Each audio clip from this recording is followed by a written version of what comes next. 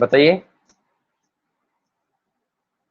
जो हमने law of conservation of momentum topic पढ़ा था, इस चैप्टर का लास्ट टॉपिक, तो कितने बच्चे हैं जिनको वो टॉपिक लर्न है और उसका डेरिवेशन आता है, और ऐसे कितने बच्चे जिनको डेरिवेशन समझना है? टेल मी बेटा। सर हमें आता है। Very good.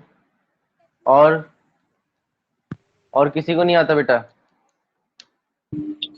दक्ष, संजीव, शमशेर, सर कामना। मुझे सर मुझे डेरिवेशन समझना है। ओके,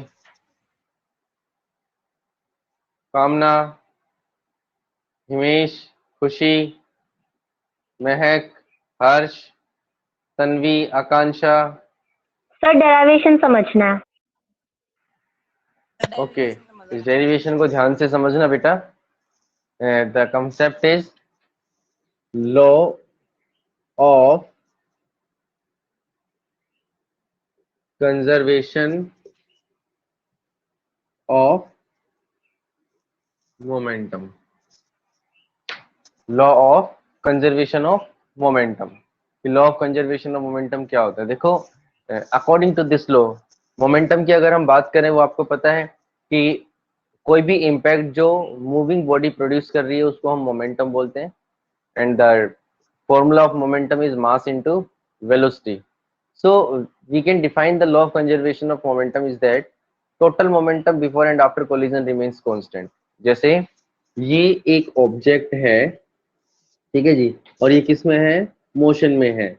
इसकी किसी ना कुछ वेलोसिटी और इसका कुछ ना कुछ मास है। तो जब ये मोशन में, तो इस ऑब्जेक्ट के पास क्या हो गया बेटा? मोमेंटम हो गया। ठीक है जी। अब जैसे ये ऑब्जेक्ट इस बड़े ऑब्जेक्ट के साथ कोलाइड करता है, यहाँ पर दोनों में क्या होता है? कोलाइड, मतलब कोलिजन होता है, टकराते हैं एक दूसरे से। तो क्या होगा कि इस ऑब्जेक्ट का जितना भी मोमेंटम था वो सारा अपना मोमेंटम किस में ट्रांसफर कर देगा? दूसरे ऑब्जेक्ट में ट्रांसफर कर देगा। बट ओवरऑल जो दोनों का मोमेंटम निकल के आएगा वो क्या होगा बच्चे? कांस्टेंट होगा। कि कोलिजन से पहले और कोलिजन के बाद जो मोमेंटम होगा किसी भी ऑब्जेक्ट का, वो हमेशा क्या होता है बेटा? कांस्टेंट होता है। So we can define the law of conservation of momentum is that the total momentum before and after collision remains constant, and momentum can neither be created nor be destroyed. ना तो हम momentum को बना सकते हैं, ना ही हम momentum को खत्म कर सकते हैं। सिर्फ हम उसको क्या करते हैं? एक बॉडी से दूसरी बॉडी में ट्रांसफर करते हैं। एक और इसका सबसे छोटा सा एग्जांपल है कि आप कॉरिडोर में भाग के जा रहे हैं, सपोज करो, और सामने कोई बंदा खड़ा है, ठीक है, एक पर्सन सामने खड़ा है और आप कॉरिडोर में भाग के जा रहे हो, आप उससे टकराते हो, एकदम से स्ट्राइक करते हो सीधा। तो क्या होगा? आप तो भागते भागते जा रहे थे और वो खड़ा है, तो क्या होगा? जैसे ही आप उससे टकराते हो तो वो बंदा नीचे गिरेगा। क्यों? क्योंकि जब आप मूविंग करते हुए जा रहे हो, रनिंग करते हुए जा रहे हो, तो आपकी बॉडी के अंदर मोमेंटम है, ठीक है, और वो रेस्ट पोजिशन में तो उसका मोमेंटम जीरो है। बट जैसे ही आप उससे स्ट्राइक करते हैं, टकराते हैं, तो आपका सारा का सारा मोमेंटम उसके अंदर ट्रांसफर हो जाता है, और वो इतने कम टाइम में उस मोमेंटम को टॉलरेट नहीं कर पाता, जिसकी वजह से वो आगे की तरफ गिर जाता है। ठीक है, तो हमें समझना है इसके अंदर कि टोटल मोमेंटम जो होता है बॉडी का, वो बिफोर और आफ्टर कोलिजन क्या होता है बेटा? कांस्टेंट होता है। तो देखिए, हमारे पास एक एग्जांपल लेते हैं इसके अंदर हम, जैसे कि ये हमारे पास एक ट्रक है, और ये क्या है? हमारे पास एक कार। कार का मास m2 है और ट्रक का मास क्या है? m1।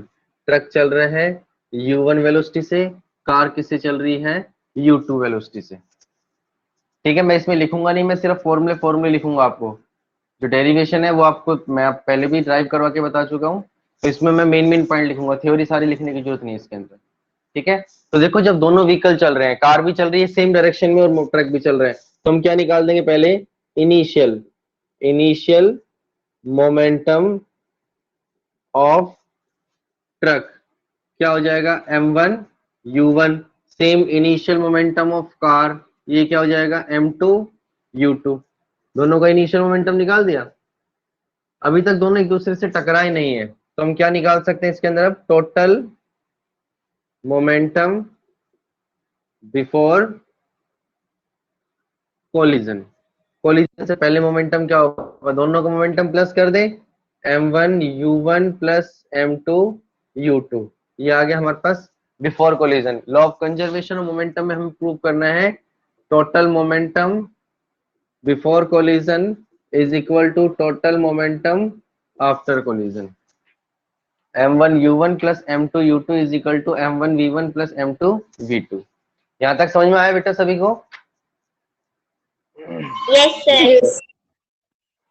Yes sir. ओके, अब जैसे ही दोनों, ये ट्रक जो है इस कार से टकराता है, ये ट्रक जो है जैसे ही कोलाइड करता है कार से, तो क्या होगा, ट्रक की जो वेलोसिटी है वो u1 से चेंज होके v1 पहुंच गई, और कार की वेलोसिटी में चेंज आएगा, वो u2 से होके क्या हो जाएगी, v2। भाई पीछे से अगर कोई व्हीकल टकराएगा तो कार की स्पीड तो बढ़ेगी और ट्रक की स्पीड क्या होगी, कम होगी। तो कितनी कम हो गई, u1 से v1 पे पहुंच गई, और कार की स्पीड हो गई u2 से v2, मतलब दोनों की वेलोसिटी चेंज हो गई। और जब वेलोसिटी चेंज हो गई तो इसका मतलब क्या हुआ, दोनों का मोमेंटम भी चेंज हो गया। अब हम क्या निकालेंगे, momentum of truck after collision, ये मैं डायरेक्ट निकाल रहा हूं, क्या हो जाएगा m1 v1, क्योंकि वेलोसिटी जो है वो चेंज होके u1 से क्या पहुंच गई, v1, और कार की वेलोसिटी u2 से चेंज होके पहुंच गई v2। So momentum of car after collision क्या हो जाएगा, m2 v2। अब हम क्या निकाल सकते हैं इसमें, वही टोटल मोमेंटम आफ्टर कोलिजन, क्या होगा, m1 v1 प्लस में m2 v2, total momentum after collision. जो फाइनल वेलोसिटी आई दोनों की, मतलब चेंज होने के बाद जो वेलोसिटी आई, उससे हमने इसका फाइनल मोमेंटम निकाल दिया। यहां तक क्लियर हुआ बेटा सभी को? अब देखो, जब ट्रक कार से टकराता है, कोलाइड करता है, तो इसका मतलब क्या होगा, ये जो ट्रक है इस कार के ऊपर क्या लगा रहा है, एक फोर्स लगा रहा है। क्या लगा रहा है, एक फोर्स लगा रहा है, ठीक है। और दूसरा, इन रिटर्न कार भी ट्रक पर क्या लगा रही है बेटा, फोर्स लगा रही है। तो मुझे क्या निकालने है इसके अंदर, मोस्टली जब ट्रक की और कार की वेलोसिटी चेंज हुई तो दोनों में एक्सीलरेशन प्रोड्यूस हुआ, दोनों में क्या प्रोड्यूस हुआ, एक्सीलरेशन। मुझे इस एक्सीलरेशन की वैल्यू निकालनी है, तो यहां पर हम क्या लिखेंगे, truck apply the force F1 किस पर, on the car, so acceleration produced in car is A2। Car में कितना एक्सीलरेशन प्रोड्यूस हुआ, A2, कितने टाइम में, इन टाइम t। तो A2 की वैल्यू क्या होगी, V2 minus U2 upon t। भाई कार की वेलोसिटी कहां से चेंज हुई, V2, U2 से V2 पहुंच गई, तो final velocity minus initial velocity upon में टाइम, ये एक्सीलरेशन का फॉर्मूला होता है। तो इस F1 की वैल्यू क्या निकल जाएगी यहां से, आप सभी को दिख रहा है board? Yes sir. Yes sir. Okay, तो इसकी वैल्यू क्या पहुंच जाएगी यहाँ पर, अगर मैं F1 की वैल्यू निकालूं, F1 फोर्स लगा है कार पर, किसने लगाया है, ट्रक ने। तो कार पर जो फोर्स लगा है, कार का मास कितना है, m2, और एक्सीलरेशन क्या हुआ, A2। इसको सोल्व करेंगे यहाँ पर, तो F1 की वैल्यू कितनी आ गई हमारे पास, m2 तो एज इट इज, और ब्रैकेट में V2 minus U2 upon t। F1 की वैल्यू क्या आ गई, m2 into V2 minus U2 upon t। अब सेम इसके रिटर्न में कार भी ट्रक पर क्या लगाएगी, फोर्स लगाएगी। हम क्या लिखेंगे, car applies a force F2 on the truck, so acceleration produced in truck will be, तो कौन सा प्रोड्यूस हुआ, A1 एक्सीलरेशन प्रोड्यूस हुआ, V1 minus U1 upon t, क्योंकि ट्रक की जो वेलोसिटी थी U1 से V1 चेंज हो गई, तो final velocity minus initial velocity upon में कितने टाइम में चेंज हुई है, t टाइम के अंदर। तो उससे F2 की वैल्यू निकालेंगे तो क्या होगी, F2 की वैल्यू, ट्रक पर फोर्स लगाए M1 A1, M1 as it is, A1 की value V1 minus U1 upon t। ये आ गया हमारे पास जो कार ने ट्रक पे फोर्स लगाया है। अब देखो दोनों फोर्सेस जो हैं कौन कौन से, जो ट्रक ने कार पे लगाया है F1 फोर्स और जो कार ने ट्रक पे लगाया है F2 force, both the forces are equal and opposite to each other. So according to Newton third law of motion, जब एक बॉडी दूसरी बॉडी पर फोर्स लगाएगी तो दूसरी बॉडी भी पहली बॉडी पर क्या लगाती है, फोर्स, बट कहाँ लगाती है, in the opposite direction. F1 is equal to minus F2, ये न्यूटन का थर्ड लॉ यहाँ पर लग रहा है, क्योंकि ट्रक ने कार पे फोर्स लगाया तो इन रिटर्न कार भी ट्रक पर क्या लगा रही है बेटा, एक फोर्स लगा रही है। ठीक है, तो इसकी वैल्यू क्या हो जाएगी यहाँ पर, अगर हम इसकी वैल्यू निकालें, F1 की वैल्यू क्या निकाली थी हमने यहाँ पर, M2 into V2 minus U2 upon में T, माइनस इसकी वैल्यू क्या है, M1 V1 minus U1 upon T, T से T, इनको अंदर मल्टीप्लाई कर दो, M2 V2 minus M2 U2 is equal to में माइनस से मल्टीप्लाई करेंगे तो M1 V1 minus minus plus M1 U1। यहाँ तक क्लियर हुआ। अब V वाले एक तरफ ले जाओ और U वाले एक तरफ ले जाओ, तो ये तो हमारे पास है माइनस का M1 V1, इधर आके किसका हो गया, प्लस का M1 V1, और ये प्लस में M2 V2 है ही। अब ये इज इक्वल टू में M1 U1 और माइनस का M2 U2 इधर जाके किसका हो जाएगा, प्लस का M2 U2। यही हमें प्रूव करना था, M1 U1 plus M2 U2 is equal to M1 V1 plus में M2 V2। This is known as law of conservation of momentum. इसको क्या बोलते हैं हम, law of conservation of momentum. समझ में आया बेटा? Yes sir. Yes, sir. ये इसका कंप्लीट डेरिवेशन है law of conservation of momentum का। तो इसमें हमने क्या लिया कि एक ट्रक और एक कार जो दोनों सेम डायरेक्शन के अंदर चल रहे हैं, और किस वेलोसिटी से चल रहे हैं, ट्रक चल रहा है U1 वेलोसिटी से और कार चल रही है U2 वेलोसिटी के साथ। ठीक है, इसके बाद हमने क्या ऑब्जर्व किया यहाँ पर कि जो दोनों का इनिशियल मोमेंटम निकाला हमने, M1 U1 और दूसरा M2 U2, दोनों का मोमेंटम क्या कर दिया हमने, प्लस कर दिया। जो दोनों का इनिशियल मोमेंटम है वो हमने क्या किया, प्लस कर दिया, M1 U1 प्लस में M2 U2। अब जैसे ही दोनों एक दूसरे से कोलाइड होते हैं, दोनों एक दूसरे से टकराते हैं, तो क्या होगा, दोनों की वेलोसिटी चेंज होगी। ट्रक की जो वेलोसिटी है वो U1 से चेंज होके V1 पहुंच गई, कार की वेलोसिटी U2 से चेंज होके V2 पहुंच गई। जब दोनों की वेलोसिटी चेंज हो गई तो बेटा दोनों का मोमेंटम भी क्या होगा, चेंज। हमारे पास चेंज होके वेलोसिटी आ गई तो हमने दोनों का नया मोमेंटम निकाल दिया, जिसको क्या नाम दिया, momentum of truck after collision और momentum of car after collision. तो वही M1 V1 और दूसरा M2 V2। अब दोनों का क्या निकाल दे, टोटल मोमेंटम ट्रक और कार का, कब, आफ्टर कोलिजन। तो M1 V1 प्लस में M2 V2। ठीक है, अब देखो हमने क्या किया इसमें कि जब दोनों एक दूसरे से टकरा रहे हैं, कोलाइड कर रहे हैं, तो दोनों ऑब्जेक्ट एक दूसरे पर क्या लगाएंगे, फोर्स लगाएंगे। ट्रक ने फोर्स लगाया किसके ऊपर, कार पे, और इन रिटर्न कार ने किस पे फोर्स लगाया, ट्रक पे। और जब दोनों की वेलोसिटी चेंज हो रही है तो इसका मतलब क्या हुआ, दोनों में एक्सीलरेशन प्रोड्यूस हो रहे हैं। वेलोसिटी चेंज होने का मेन पर्पस क्या होता है कि दोनों का एक्सीलरेशन चेंज हो रहा है। तो जो ट्रक ने कार पे फोर्स लगाया तो एक्सीलरेशन प्रोड्यूस हुआ कार में, जिसको नाम दिया हमने A2, और उसकी वैल्यू क्या हो गई, जितनी कार की वेलोसिटी चेंज हो गई V2 माइनस U2 अपॉन में T, की T टाइम के अंदर उसकी वेलोसिटी चेंज हो गई। ठीक है, तो फोर्स का फॉर्मूला क्या होता है, मास इनटू एक्सीलरेशन। ट्रक ने फोर्स लगाया कार पे तो कार का मास कितना है, M2, एक्सीलरेशन कितना प्रोड्यूस हुआ कार के अंदर, A2। ठीक है, अब सेम हमने उस एक्सीलरेशन की इसमें वैल्यू पुट कर दी, तो ये क्या निकल के आया था हमारे पास, A2 की वैल्यू तो आई थी V2 minus U2 upon T, और F1 की वैल्यू क्या आई हमारे पास, M2, और इसमें A2 की value V2 minus U2 upon में T। अब इसके अपोजिट सेम कार ने भी ट्रक पे क्या अप्लाई किया, फोर्स अप्लाई किया।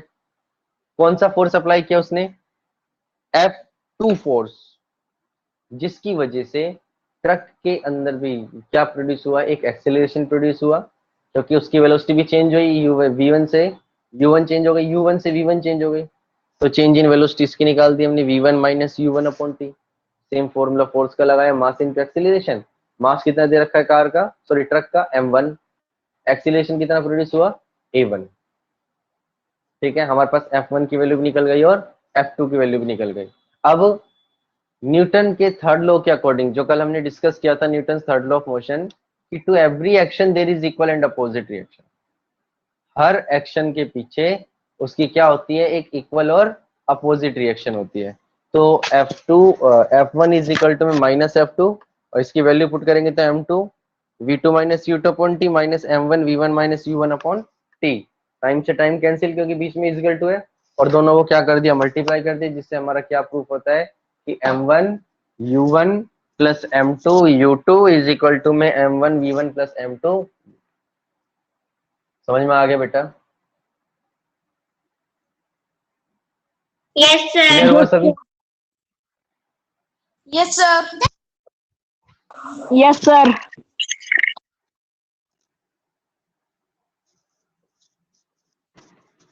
नेक्स्ट आता है इसकी एप्लीकेशंस क्या क्या है।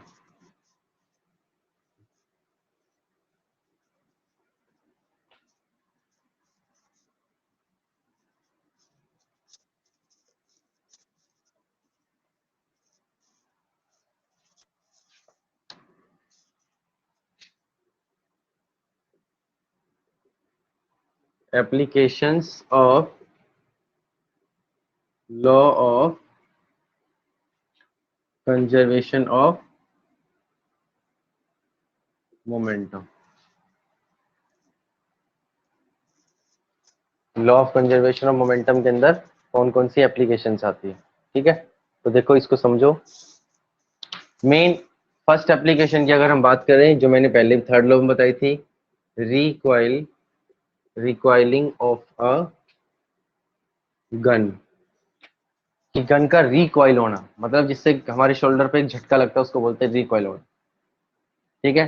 तो रिकॉइलिंग ऑफ गन किसके एप्लीकेशन है? Law of conservation of momentum की। क्योंकि ये हमारे पास क्वेश्चन भी आता है कि find the recoil velocity of the gun. Recoil velocity क्या होती है बेटा? The velocity with which the gun recoil, जिस वेलोसिटी के साथ कोई गन रिकॉइल होती है उसको उसकी रिकॉइल वेलोसिटी बोलते हैं। जैसे ये हमारे पास एक गन है, ठीक है, और ये ट्रिगर होगा इसका। अब क्या होता है, स्टार्टिंग की अगर हम बात करें, ये बुलेट है इसमें से जो निकलेगी, ठीक है, this one is bullet and this one is gun. अब देखो स्टार्टिंग में अगर हम देखें तो दोनों के दोनों किस में रखे हुए हैं? रेस्ट में रखे हुए हैं। गन भी रेस्ट में और बुलेट भी रेस्ट में।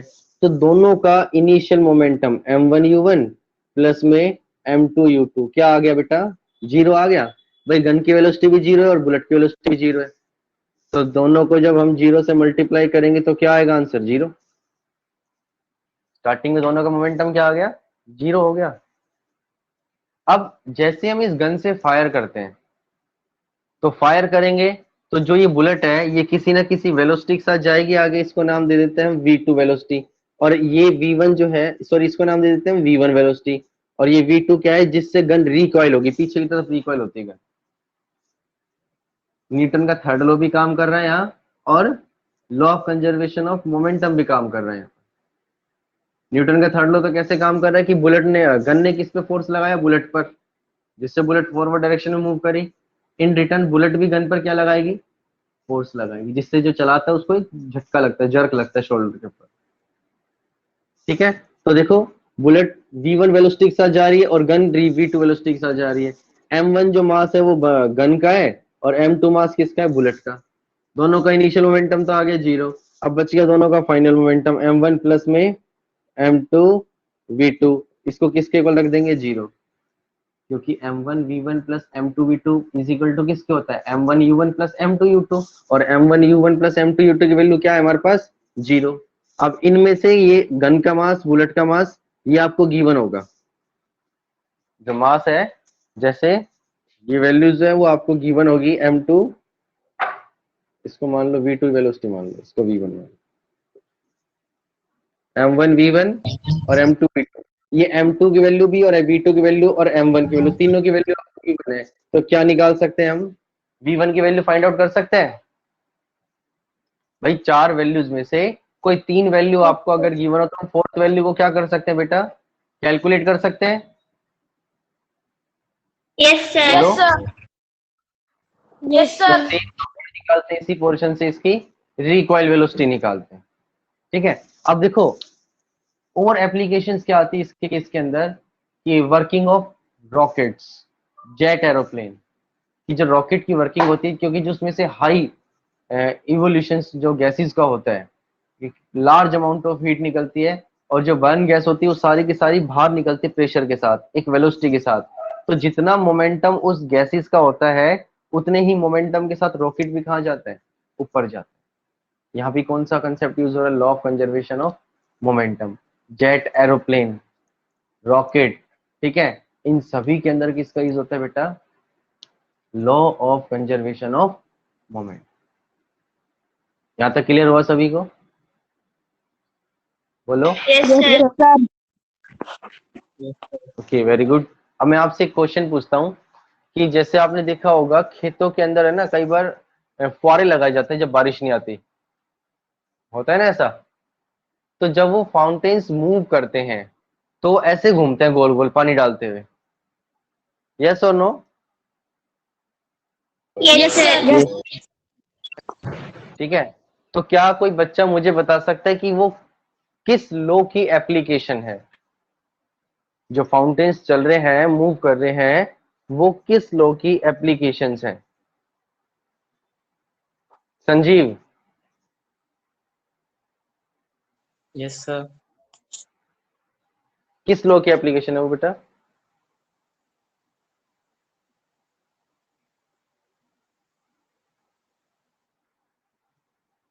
भाई फाउंटेन्स तो देखे हैं आपने जिनसे खेतों में सिंचाई करते हैं, कोई नई चीज थोड़ी पूछ रहा हूं मैं।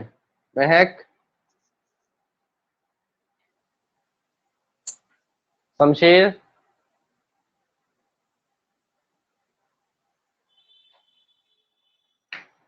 Yes sir. शमशेर यस नहीं सर। पता? तन्वी, आकांक्षा? Yes, sir. The third law. हाँ जी बेटा, कौन से लॉ की एप्लीकेशन है? Very good, third law. देखो क्या होता है, आपने देखा उसके अंदर ये फुहारे जो लगे होते हैं, ठीक है, इसमें एक फिरकी सी लगी होती है इस साइड की, इस टाइप की, दोनों तरफ ऐसे फिरकी सी लगी होती है, ठीक है, और वो रोटेट करता रहता है, ऐसे ही होता है ना। तो इसमें क्या होता है, जब इनमें से वाटर बाहर निकलता है फॉरवर्ड डायरेक्शन में, तो वाटर इनके ऊपर फोर्स का लगा रहा है बैकवर्ड डायरेक्शन में। ऐसे ही सेम यहां से वाटर बाहर निकलेगा, ठीक है, तो इसके ऊपर ही फोर्स का लगेगा बैकवर्ड डायरेक्शन में। तो कंटिन्यूअसली वाटर बाहर निकलता रहता है। जैसे अगर इसमें से पानी बाहर निकल रहा है तो फोर्स का लगेगा बैकवर्ड, तो ये पीछे की तरफ मूव करेगी। सेम इसमें से पानी बाहर निकल रहा है तो ये भी बैकवर्ड, ठीक है ना। इस तरह से इनका मोशन चलता रहता है। तो वो मोशन किस वजह से चल रहा है, न्यूटन्स के थर्ड लॉ की वजह से। एक तरफ एक्शन फोर्स लग रहा है और दूसरी तरफ रिएक्शन फोर्स लग रहा है। यहां तक समझ में आया बेटा? Yes, बोलो। sir. ये Yes, वो sir. एप्लीकेशन है जो हमें ये बताती है कि बच्चों का कंसेप्ट क्लियर है या नहीं है, क्योंकि मोस्टली एग्जाम्स के अंदर आपसे एग्जाम्पल्स पूछे जाते हैं, एप्लीकेशंस पूछी जाती है, और you have to redefine the laws, concept के किस कंसेप्ट की वो एप्लीकेशंस है, ठीक है। और इसके क्वेश्चंस देखते हैं, जैसे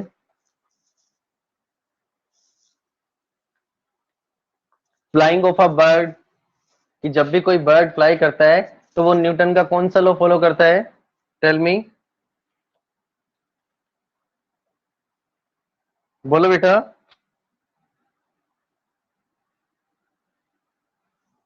which law is followed by the flying of a bird?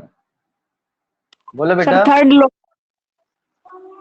Third law सबसे सिंपल है भाई, अगर जो बर्ड फ्लाई कर रहा है तो क्या होता है, अपने विंग्स से एयर को पुश कर रहा है, ठीक है। अब जो जितनी फोर्स के साथ एयर को पुश कर रहा है, एयर उतने ही फोर्स के साथ क्या करती है बेटा, उसको मूव करवाती है, क्योंकि वो एयर को डिस्प्लेस करता जा रहा है, ठीक है। जितने फोर्स के साथ एयर को डिस्प्लेस कर रहा है वो आगे की तरफ मूव होता जा रहा है। There is also Newton's third law of motion is applied.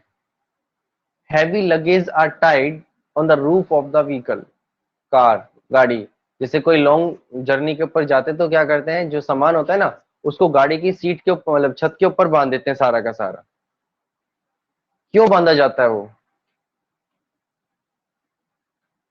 बताओ, गाड़ी की छत के ऊपर अगर हमने कोई सामान रख रखा है तो उसको रस्सी से क्यों बांधते बेटा?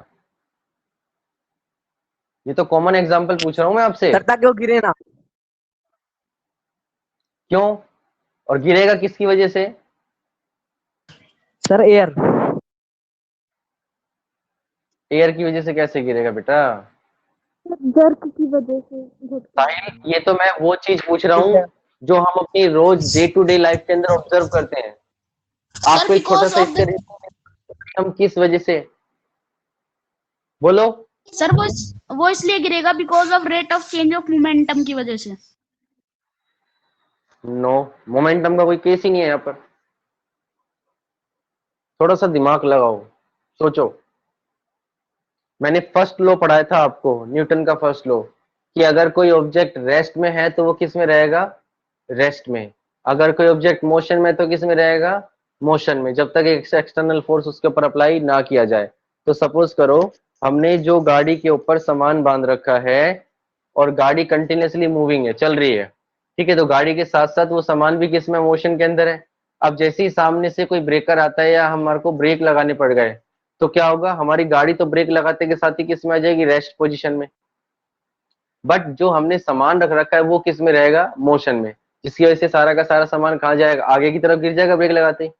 तो इसी चीज को बचाने के लिए हम क्या करते हैं? सामान को रोप से या रस्सी से इसको अच्छे से टाइट से बांधते हैं, ताकि अगर गाड़ी रुक भी रही है या स्पीड से भी चल रही है तो वो सामान एज इट इज रहे, इधर उधर मूव ना करे। अब समझ में आया? Yes sir. यस ठीक सर। है, तो कौन से लॉ की एप्लीकेशन है ये हमारे पास? Newton's first law first of law. Motion की एप्लीकेशन। ठीक है, नेक्स्ट इसके अंदर आते हैं questions. Why can a small mass such as a bullet kill a person when fired from a gun?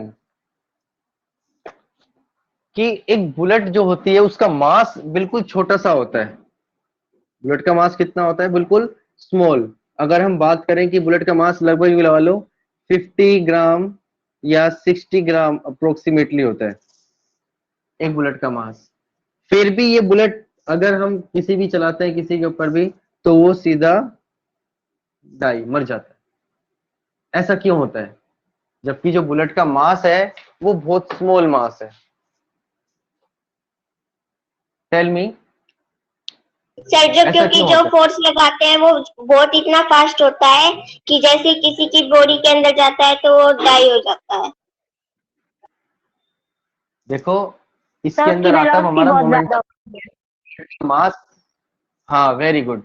Bullet का मास जो है वो तो कम है, बट जब बुलेट पर गन फोर्स लगाती है तो इतना लार्ज फोर्स लगाती है कि इस बुलेट का जो मोमेंटम है वो बहुत हाई हो जाता है।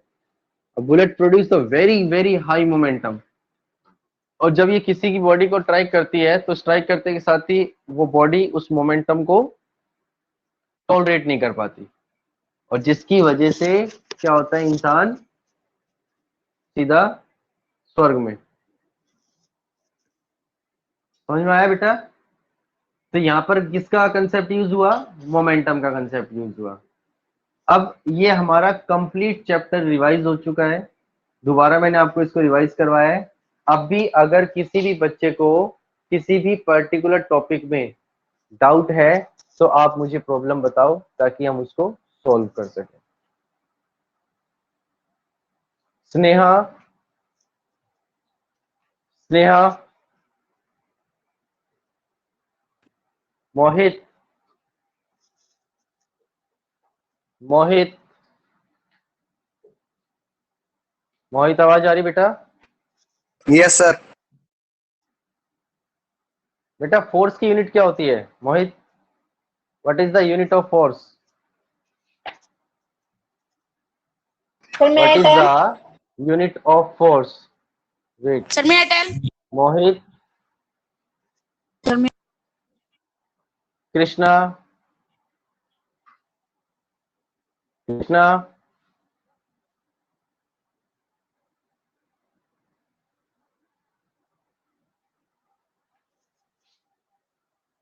Dushyant, Dushyant, what is the unit of force? Krish. Krish. Sir, may I tell? Sir, may I tell? Yes, Daksh. May I? Sir, Newton. दक्ष न्यूटन। अब Sir, देखो ये Newton. क्वेश्चन कितना सिंपल क्वेश्चन था, मगर ये लोग जो मैं जिनसे पूछ रहा हूँ अपने फेस पर अपने मुंह पर बिल्कुल टेप लगा के बैठे हुए हैं कि कहीं ये गलती से इनके मुंह से कुछ निकल ना जाए। बेटा जो चीज आपको बताई गई है एटलीस्ट कम से कम उसका तो आंसर प्रॉपर तरीके से दिया करो। ऐसा थोड़ी कि मतलब आप चुपचाप बैठ जाओगे यहाँ पर आके जैसे कोई मूवी चल रही है उसको देख के आपने बंद किया नेट, ऐसा ना हो, क्योंकि बहुत जल्द आपके स्कूल भी खुल रहे हैं और फिर हम फेस टू फेस भी इंटरेक्ट बहुत जल्दी करेंगे, ठीक है। और सबके नाम बहुत अच्छे से याद है मुझे, जिसके साथ भी इंटरेक्शन करनी है। तो जितना आपको पढ़ाया है उसको अच्छे से रिवाइज करो, अच्छे से उसको लर्न करो, और हर बच्चे की नोटबुक जो है मैंने जहां तक आपको नोट्स सेंड कर रखे हैं वहां तक कंप्लीट होनी चाहिए बेटा, ठीक है। कल संडे है तो मैं आपको इस चैप्टर के नोट्स जो है वो सेंड करूंगा ताकि वो आप अपनी कंप्लीट नोटबुक को कर सकें। क्लियर? सर स्कूल 16 से और खोलेंगे। कोई डाउट बेटा किसी का? सर एक हाँ साथ जी, स्कूल भेजोगे? 16 से खुलेंगे। हाँ मैं आज हो सका तो इसके लगभग कंप्लीट नोट्स एक साथ भेज दूंगा, क्योंकि फिर आपका कल वीक है, मतलब हॉलीडे है, संडे है, और फिजिक्स की क्लास भी आफ्टर 3 डेज आएगी, ठीक है। तो तब तक आप इस नोटबुक को कंप्लीट कर लेना अपने। ओके बेटा? Sir. Yes, sir. Okay, sir. Yes, sir. Yes, sir. Thank you बेटा, God bless you, stay home, stay safe.